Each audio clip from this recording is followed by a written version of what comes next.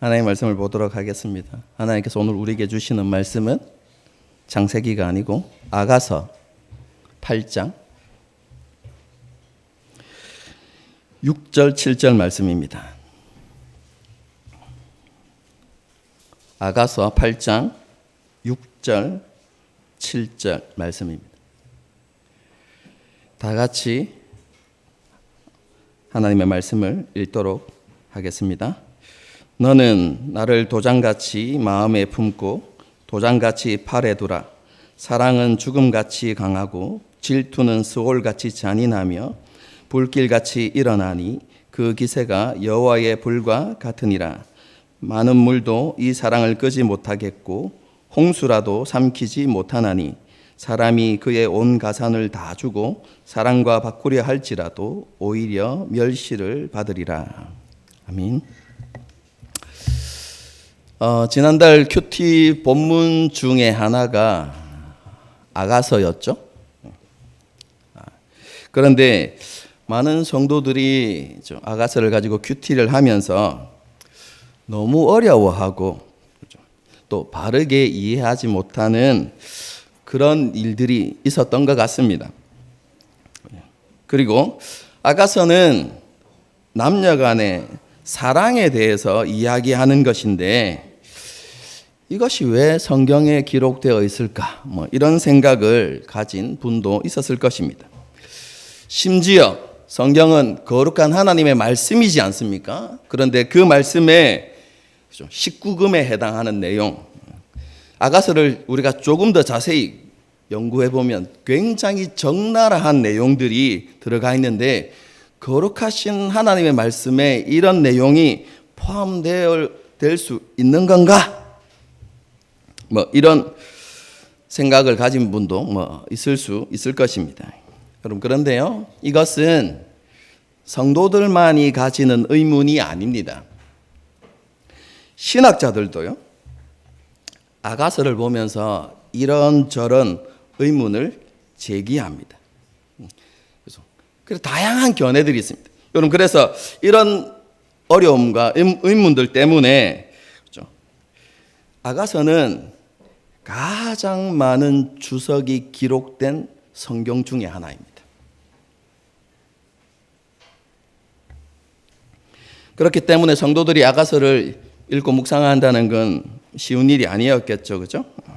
그래서 아가서를 읽고 이해하는데 도움이 되었으면 하는 바람으로, 그죠? 오늘은 아가서에 대해서 이렇게 생각해 보도록 하겠습니다. 물론 시간 관계상, 그죠? 전체 내용을 하나하나 해석해 가면서 구체적으로 살펴볼 수는 없습니다. 그죠? 그냥 오늘은 아가서가 어떤 내용인지, 그리고 아가서가 우리에게 주는 교훈은 무엇인지에 대해서 간략하게 한번 생각해 보도록 하겠습니다. 아가서를 읽을 때 가장 먼저 주의해야 할 점이 있습니다. 여러분, 그게 무엇이냐면 아가서는 시라는 사실입니다. 시는 소설이나 논설문과 같은, 그죠? 산문과는 다릅니다. 물론 시에도 역사적인 사건이나 신화, 전설 등을 이야기 형식으로 서술하는 서사시가 있긴 합니다. 하지만 아가서는 이런 서사시가 아니라 개인의 감정이나 생각들을 주관적으로 표현한 서정시입니다. 그러므로 이 서정시를 이해하기 위해서는 가장 먼저 작가의 의도를 알아야만 합니다. 그리고 그 시에 사용되어진 표현들을 문자적으로 해석하려고 하는 것이 아니라 그 표현에 담긴 함축적인 의미가 무엇인지, 그리고 은유적이고 상징적인 의미가 무엇인지를 잘 파악하면서 읽어야만 그 시의 내용을 제대로 이해할 수 있습니다. 그 다음에 우리가 주의해야 될 점은 아가서는 노래라는 사실입니다. 아가서는요, 사랑을 노래하는 것인데 결혼 당사자인 두 사람의 사랑에 대한 노래. 그냥 일반적인 게 아니라 뭐라고요? 결혼 당사자인 두 사람 간의 사랑을 노래하는 것이다 라는 것을 이해해야만 합니다. 그죠? 그리고 결혼 당사자인 두 사람의 사랑이 아름답고 고상하고 거룩하고 성스러운 것이다 라는 것을 노래를 통해서 표현하고 있는 것입니다. 이런 아가서는요, 사랑하는 상대방을 향한 강한 열망을 표현하는 것으로 시작됩니다. 그 열망이 무엇이냐면 사랑하는 사람과 결혼해서 함께하고 사랑을 나누면서 살아가고 싶다는 것입니다. 그것이 강한 열망입니다. 이러한 열망으로 불타오르는 두 사람은 그죠? 서로를 향한 마음을 표현하죠. 먼저 남자는요, 사랑하는 여자를 가시나무밖에 없는 곳에 홀로 피어 있는 백합화와 같다라고 이렇게 표현합니다. 여자는요, 사랑하는 남자를 숲풀만 가득한 곳에 유일하게 서 있는 사과나무와 같다 이렇게 표현하거든요. 이것은 서로를 다른 사람과 비교할 수 없는 그런 존재, 다른 사람과는 비교되지 않는 아름답고 사랑스러운 존재다라고 이렇게 표현하고 있는 것이죠. 이렇게 상대방을 향한 그죠? 사랑의 고백을 하면서 두 사람은 다시 한번 그와 함께 하고 싶은 간절함을 표현하고 있습니다. 이런 표현 뒤에 드디어 그죠? 기다리고 기다리던 결혼식이 이루어지죠. 신부는 왕인 신랑이 보낸 가마를 타고 그리고 근위대의 호의를 받으면서 신랑에게 나옵니다. 그리고 신랑은 애타게 신부를 기다리죠. 그리고 신부가 보이기 시작하자 신부의 아름다움을 다시 한번 노래합니다. 신랑의 눈에는 신부는 흠이 없고 아름다운 여인이고 그리고 그녀는 혼인 전까지 순결을 지켰던 여인이다. 이렇게 신랑이 노래합니다. 그래서 아름다운 결혼식이 이루어지죠. 그런데 사랑만으로 가득할 것 같던 두 사람 사이에 위기가 찾아옵니다. 그런데 그 위기는 두 사람의 관계를 파괴하고 깨뜨리는 것이 아니라 서로의 사랑을 확인하고 사랑이 더 깊어지는 계기가 됩니다. 위기를 극복한 두 사람은 다시 한번 서로에 대한 사랑을 확인하고 또 서로를 갈망하는 그런 마음으로 다시 회복되게 되는 것이죠. 그리고 마지막 부분에는요, 이런 부부의 사랑은 독점적인 사랑이다 라는 것을 강조합니다. 그리고 헌신적이고 영원한 사랑이어야 한다라는 것을 말씀하고 있습니다. 그리고 미혼자에게는 제한이 없고 자유로움 그리고 행복과 즐거움을 주는 그런 사랑은 결혼 관계에서 이루어지는 것임을 밝히면서 결혼 전까지는 순결을 잘 지켜야 한다는 당부로서 아가서가 끝이 납니다. 여러분들이 이런 내용들을 숙지하고 아가서를 다시 한번 읽어보시면 아가서의 내용이 그래도 잘 파악될 것이라고 이렇게 생각됩니다. 여러분, 이런 아가서가 우리에게 주는 교훈이 무엇일까요? 여러분, 첫 번째는 성은 거룩하고 아름답고 즐거운 것이다 라는 것을 우리에게 가르쳐 주는 것입니다. 남녀가 사랑을 나누고 싶어하는 그런 욕구와 행위는 마귀적인 것이 아닙니다. 이것은 지극히 자연스러운 것이고 선한 것이다 라고 성경이 우리에게 가르칩니다. 그럼 창세기 1장을 한번 생각해 보십시오. 하나님께서 만물과 사람을 지으신 이후에 뭐라고 말씀하셨죠? 심히 좋다 이렇게 말씀하셨죠. 여러분, 여기에는 남녀 간의 사랑과 두 사람의 모든 관계도 포함되어지는 것입니다. 남녀가 사랑을 나누는 것은 하나님 보시기에 심히 좋은 것이다 라고 성경이 우리에게 가르쳐 주고 있는 것이죠. 왜냐하면 그것은 하나님의 창조 질서이기 때문에 그렇습니다. 여러분, 사도 바울도요, 디모데전서에서 혼인과 먹을 수 있는 음식을 언급한 이후에 하나님께서 지으신 모든 것이 선함으로 감사함으로 받으면 버릴 것이 없다라고 이렇게 표현하고 있습니다. 쉽게 말해서 남녀가 사랑을 나누는 것은 심히 좋은 것이고 선한 것이다 라는 교훈을 가르치고 있는 것이죠. 하지만 심히 좋다, 선하다는 하나님의 판단은 그것이 하나님께서 정하신 윤리를 벗어나지 않을 때만 그런 것입니다. 하나님께서 정하신 윤리를 벗어나면 그것은 악한 것이 됩니다.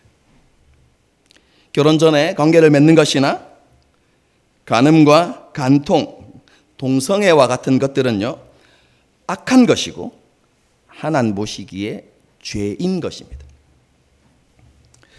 그래서 사도 바울은 고린도전서 6장에서 성도들에게 음행을 피하고 너희 몸으로 하나님께 영광을 돌리라 그렇게 권면합니다. 여러분, 우리 몸으로 하나님께 영광을 돌린다는 게 무슨 의미일까요? 여러분, 그것은 세상 사람들이 생각하는 것처럼 열심히 무언가를 해서 그렇죠? 성공을 거두는 것, 여러분 그런 의미가 아닙니다. 성경에서 우리에게 가르치는 몸으로 하나님께 영광을 돌린다는 것의 의미는요, 하나님께서 세우신 규정을 온전히 지키는 것을 이야기하는 것입니다. 아가서에서 말하는 그 사랑을 나누는 것과 관련해서 이야기하면 그것은 결혼이라는 제도 안에서 이루어져야 한다라는 것을 말씀하고 있는 것이죠. 그렇게 하는 것이 하나님께 영광 돌리는 것이다 라고 이렇게 가르치는 것입니다. 아가서는요, 이런 부부간의 사랑을요, 적극적으로 독려하고 그것을 하나님께서 주신 복이고 즐거움이라고 그렇게 가르칩니다. 하나님께서는 부부가 사랑을 나누는 것을 통해서 친밀함과 온전한 연합이 이루어지기를 원하시고 그들이 마음의 위로와 평안을 받기 원하십니다. 뿐만 아니라 그것을 통해서 성적 유혹에 대한 차단이 이루어지고 그것을 통해서 부부간의 즐거움을 누리는 것을 하나님께서 원하시는 것이죠. 그러므로 부부가 사랑을 나누는 것은 하나님 보시기에 선한 것이고 심히 좋은 것이다 이렇게 말할 수 있습니다. 여러분, 이것이 그렇죠? 아가서가 저는 첫 번째 교훈인데요. 여러분, 이렇게 사랑을 나누는 것에 대한 욕구와 행위는 지극히 자연적이고 선한 것이긴 하지만 인간의 삶에 있어서 필수적인 것은 아닙니다. 만일 그것이 있어야만 인간다운 삶을 살아갈 수 있고 그것에서 인간의 의미를 찾을 수 있다면, 그렇게 필수적인 요소라면 흠 없으신 참 인간이신 예수님께서도 결혼을 하셨을 것입니다. 그런데 예수님은 그렇게 하지 않으셨죠. 예수님은 독신이셨습니다. 세례 요한도 독신이었고요, 사도 바울도 독신이었습니다. 그뿐만 아니라 그 이후로 예수님을 따르는 제자들 가운데는 많은 독신자들이 있었습니다. 여러분, 이러한 것들은요, 남녀가 사랑을 나누는 것이 인간의 삶의 필수적인 요소가 아님을 보여주고 그것이 없어도 더 나은 삶을 살아갈 수 있다는 것을 우리에게 교훈해 주는 것입니다. 예수님께서도 하나님의 나라를 위하여서 스스로 독신을 선택하는 사람들이 있다라는 것을 가르치죠.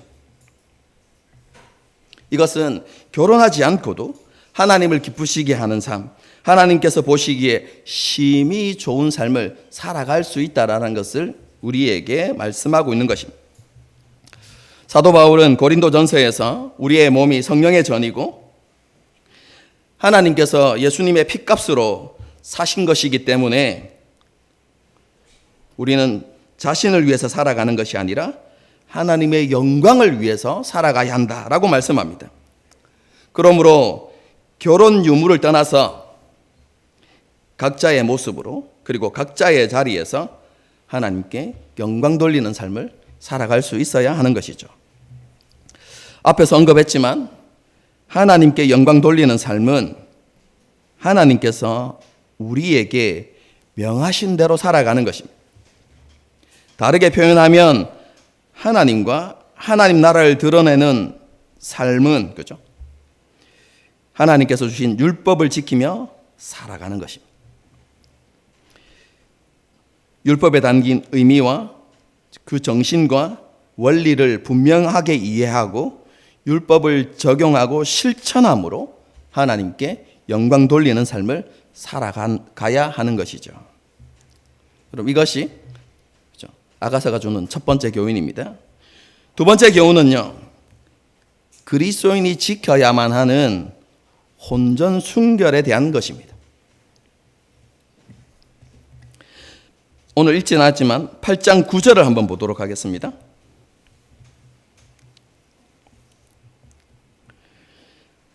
그가 성벽이라면 우리는 은망대를 그 위에 세울 것이요 그가 문이라면 우리는 백향목 판자로 두르리라. 무슨 의미인지 잘 모르시겠죠? 이 말씀은요, 결혼하지 않은 어린 누이가 결혼하기 전까지 해야만 하는 것에 대해서 말씀하고 있는데, 쉽게 풀어서 설명하면 누이의 순결을 지켜주어야 한다는 것입니다. 성벽을 지키기 위해서 뭘 세웁니까? 망대를 세우죠. 뿐만 아니라 성문이 쉽게 뚫리지 않도록 나무를 덧대어서 견고하게 하지 않습니까? 그것처럼 어떻게 해야 된다고요? 누이를 지켜주어야 한다라는 것을 말씀하고 있는 것입니다.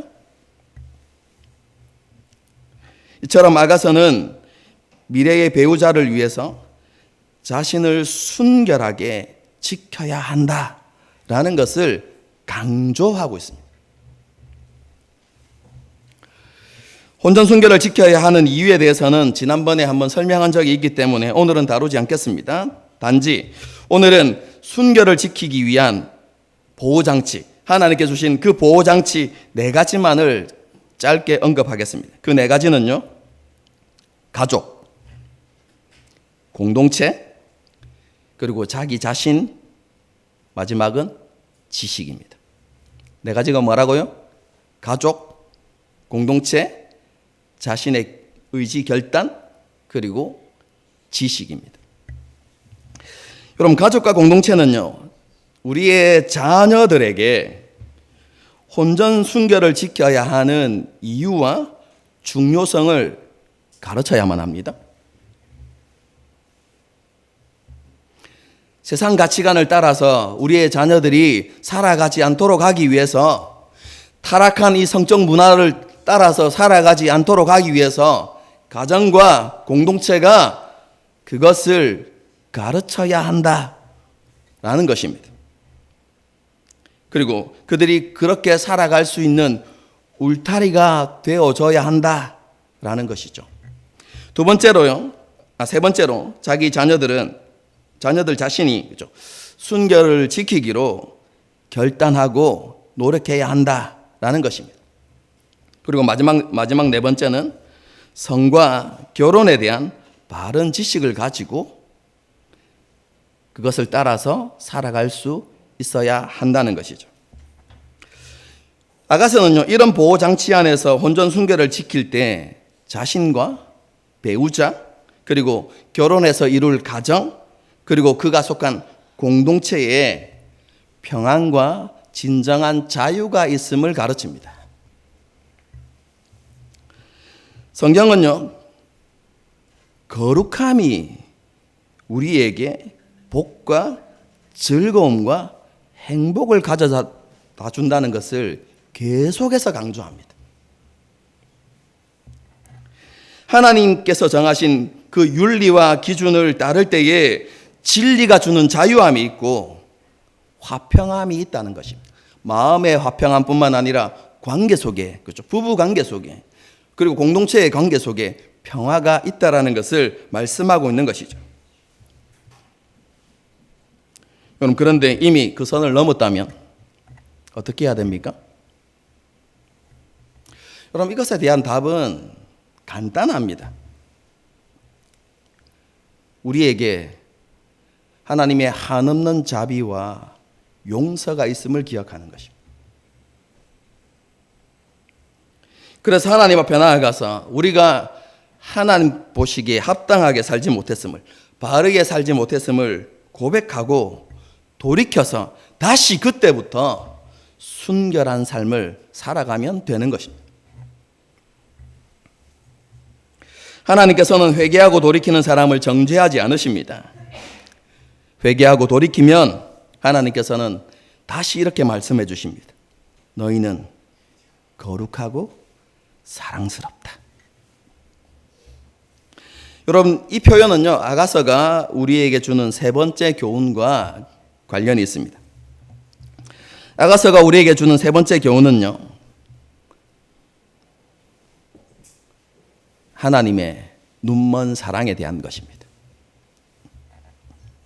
앞에서 아가서를 요약해서 제가 설명드릴 때 아가서의 주인공인 남녀는 서로를 다른 사람과 비교할 수 없을 만큼 아름답고 사랑스럽고 유일한 존재라고 표현한다, 이렇게 말씀을 드렸죠.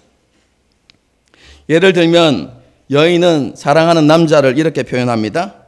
내 사랑하는 자는 희고도 붉어 많은 사람 가운데 뛰어나구나. 머리는 순금 같고 뺨은 향기로운 꽃밭 같고 손은 보석이 박힌 황금 놀이개 같고 몸은 아로새긴 상아에 청옥을 입힌 듯하구나. 이렇게. 여러분, 이것은 사랑하는 남자가 자신에게 완벽한 아름다움을 가진, 그리고 너무나 사랑스러운 존재라는 것을 강조해서 표현한 것이죠. 여러분, 남자도 사랑하는 여자를 그와 같이 표현합니다. 제가 읽어드리겠습니다. 내 사랑, 너는 어여쁘고 어여쁘다. 내 입술은 홍색 실 같고 내 입은 어여쁘고 내 뺨은 석류 한 쪽 같구나. 나의 사랑, 너는 어여쁘고 아무 흠이 없구나. 내 누이, 나의 신부야. 내가 내 마음을 빼앗았구나. 이렇게 표현하죠.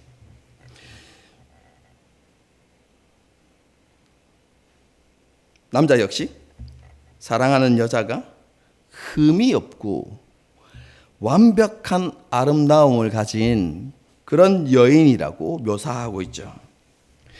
여러분, 그런데요, 이것은 그 남자의 눈에만 그렇게 보이는 것입니다. 여러분, 아가서를 보게 되어지면 여인이 자기 자신을 이렇게 표현합니다. 나는 햇볕 아래서 오랫동안 일했기 때문에 피부는 거칠고 검으며 자신은 포도원에서 늘 일해야만 했기 때문에 자신의 매력이나 아름다움이나 몸을 전혀 가꾸지 못했다라고 이렇게 표현합니다. 여러분, 그런데 남자의 눈에는 사랑하는 그 여인이 너무나 아름답게 보이는 것이죠. 그녀의 모든 것이 아름답게 보인다고 표현하는 것이죠. 왜냐하면 눈이 가려졌기 때문에 그렇습니다. 사랑에 눈이 먼 것이죠. 이런 남자, 곧 신랑의 사랑은요, 우리를 향한 하나님의 사랑을 기억나게 하는 것입니다. 하나님의 사랑을 받은 우리는 어떤 존재죠? 우리가 우리 자신을 볼 때도 우리는 완전하지 않습니다.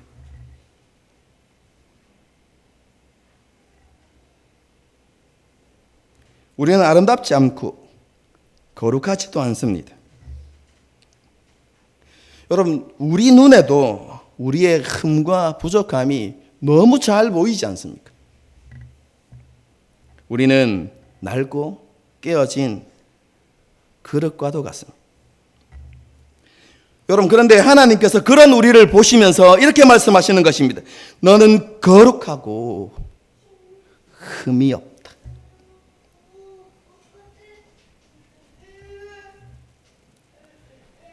하나님께서 그렇게 표현하신 이유가 무엇입니까? 하나님도 눈이 멀었거든요. 사랑의 눈이 머신 하나님이십니다. 이런 하나님의 사랑을 노래하는 고린도 13장을 보게 되어지면 사도 바울이 사랑을 이렇게 표현하죠. 사랑은 모든 것을 덮어주는 것입니다. 하나님께서는요, 아담과 하와 때부터 이런 사랑을 보여주셨습니다. 아담과 하와가 범죄하고 타락하여서 수치스럽고 더러운 존재가 되었습니다. 그때 하나님께서 행하신 것이 무엇입니까? 어떻게 행하셨죠? 하나님께서 가죽옷을 지어서 그들의 수치와 더러움을 가려주셨습니다. 여러분, 그 가죽옷을 치마 정도 짧은 바지로 생각하시면 안 됩니다, 여러분. 목에서부터 발끝까지를 가리는 세마포와 같은 옷입니다. 아담과 하와가 수치스럽고 더러운 존재가 되었지만 하나님께서는 그 모든 것을 덮어주신 것입니다. 그것이 사랑이다라고 성경은 우리에게 가르쳐주고 있습니다.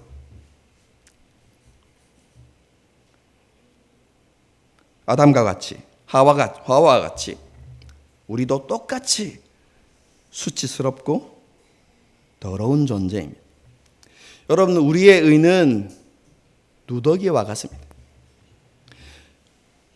아담과 하와가 자신의 더러움과 수치를 가리기 위해서 무화과 나무로 치마를 만들어서 입었지만 여러분, 그것은 그들의 수치스러움과 더러움을 가려주지 못하는 것이었습니다. 우리의 의도 마찬가지입니다. 우리의 의는 우리 자신의 수치스러움과 더러움을 전혀 가려주지 못합니다. 그런데 하나님께서 이 모든 것을 덮어주신 것입니다. 하나님께서는 우리가 입고 있는 수치스럽고 더러운 옷을 벗겨주시고 예수님의 십자가 죽음과 부활로 말미암는 의의 옷을 우리 가운데 입혀주신 것입니다. 사도 바울은 갈라디아 3장에서 누구든지 그리스도와 합하기 위하여서 세례를 받은 자는 그리스도로 옷 입었다 라고 그렇게 말씀하고 있습니다. 하나님께서는 그리스도로 옷 입은 우리를 향하여서 이렇게 말씀하십니다. 너희는 거룩하고 흠이 없다. 왜냐하면 하나님께서 우리를 보실 때 예수 그리스도를 통해서 우리를 보시기 때문에 그런 것입니다. 성도 여러분, 우리는 예수 그리스도 안에서 사랑받는 신부이고요, 어여쁘고 어여쁜 존재입니다. 여러분, 아가서가 우리에게 가르쳐주는 세 번째 교훈입니다. 아가서를 통해서 배울 수 있는 마지막 교훈은요, 여기서 마지막이라고 하는 것은 설교의 내용에서 마지막이라는 것입니다. 그렇죠? 다른 교훈들도 얻을 수 있지만 대표적인 네 가지만 뽑아온 것입니다. 마지막 교훈은요, 질투하시는 하나님에 대한 것입니다. 오늘 본문을 보게 되어지면요, 사랑은 도장같이 마음에 품고 도장같이 팔에 두는 것이다 라고 표현하죠. 여러분, 여기서 도장은요, 소유권을 가리키는 것입니다. 쉽게 말해서 이 표현은 이런 의미입니다. 나는 당신에게 구속되었고 당신은 나에게 구속되었습니다 라고 이야기하는 것입니다. 결혼은요, 서로를 영구히 결속시켜 주는 것입니다. 이 결속은 죽음만이 분리시킬 수 있습니다. 여러분, 이렇게 아가서에서 부부간의 사랑은 독점적이다. 남편은 아내에게만 속해야 하고 아내는 남편에게만 속해야 하는 독점적 사랑을 이야기하고 있는 것입니다. 그런데요, 이런 독점적 사랑 이면에는 죽음처럼 잔인한 질투가 있다라는 것을 아가서가 가르쳐 주고 있습니다. 그리고 이러한 질투에 대한 표현은요, 남편과 아내는 서로에게만 한결같아야 하고 충성하고 헌신해야 한다라는 것을 보여주는 것입니다. 이러한 독점적 사랑은요, 하나님과 우리와의 관계를 잘 보여주는 것입니다. 여러분, 하나님과 우리와의 관계를 가장 잘 보여주는 말씀이 어떤 말씀이라고 생각하십니까?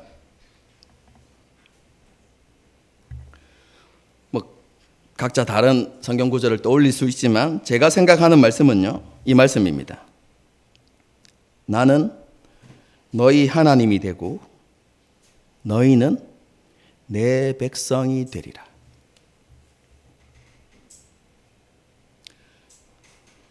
여러분, 이것은 하나님께서 우리에게 속했고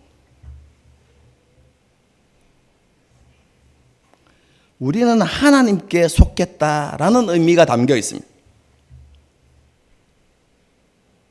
여러분, 이 선언은요, 결혼식의 서약과도 같은 말씀입니다. 쉽게 말해서 하나님과 우리가 언약을 맺고 부부가 되었음을 말씀하고 있는 것입니다. 그러므로 하나님께서 우리에게 보여주신 충성과 헌신처럼 우리 또한 하나님께만 충성하고 헌신해야 한다는 것을 아가서가 우리에게 가르쳐주고 있는 것이죠. 하나님을 사랑하되 마음을 다하고 힘을 다하고 생명을 다해서 하나님을 사랑해야 한다라는 것입니다. 사랑의 눈먼 하나님은요, 우리의 마음이 나뉘지 않기를 원하십니다.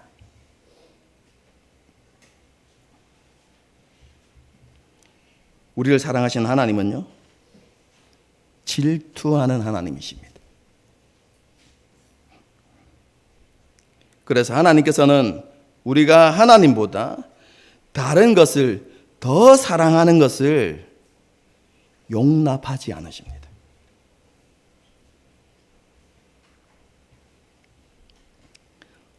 우리가 하나님께 최고이듯이 하나님도 우리에게 최고가 되기를 원하시는 것이죠.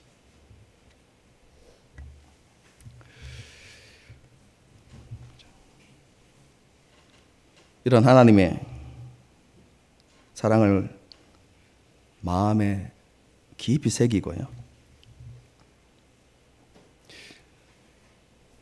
우리 가운데 하나님보다 더 사랑하는 것들이 있다면 내려놓고 우리가 하나님을 사랑하되 마음을 다하고 힘을 다하고 생명을 다해서 하나님을 사랑하는 저와 여러분이 될 수 있기를 주님의 이름으로 축복합니다. 그렇죠? 설교가 벌써 끝이 났습니다. 이런 날이 많이 없습니다.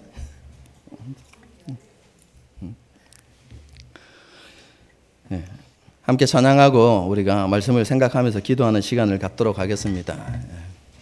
그죠? 우리 성도들이 당황한 것 같아요. 설교가 너무 짧아서.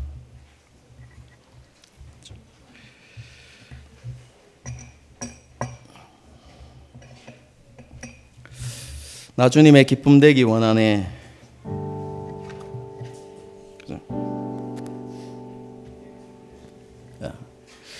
찬양을 부르는데요, 그죠?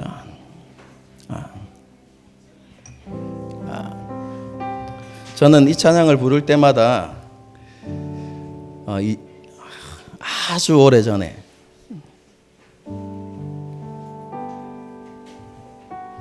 10년이 훨씬 넘은 것 같아요. 한 20년 전 다 돼갈 수도 있어요.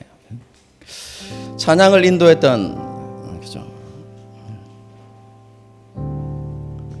자매의 멘트를 늘 떠올립니다. 그때 이 찬양을 그죠? 부르기 전에 그 자매가 이렇게 이야기했어요.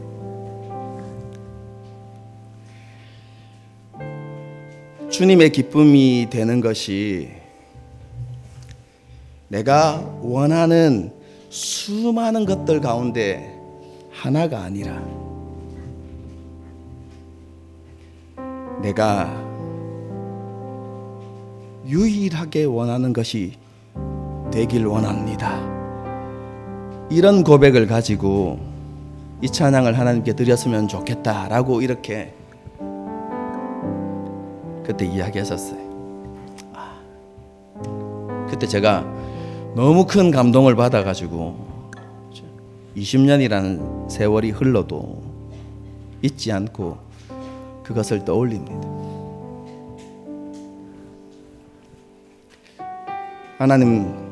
하나님은 우리와 하나님과의 사랑의 관계가 독점적 사랑의 관계가 되기를 원하십니다. 그렇죠? 우리가 말씀을 기억하면서 하나님께 그렇게 고백했으면 좋겠습니다. 정말로 하나님, 내가 하나님의 기쁨이 되기를 원합니다. 그리고 그것이 내가 유일하게 원하는 단 한 가지입니다. 우리가 그렇게 하나님께 고백할 수 있었으면 좋겠습니다.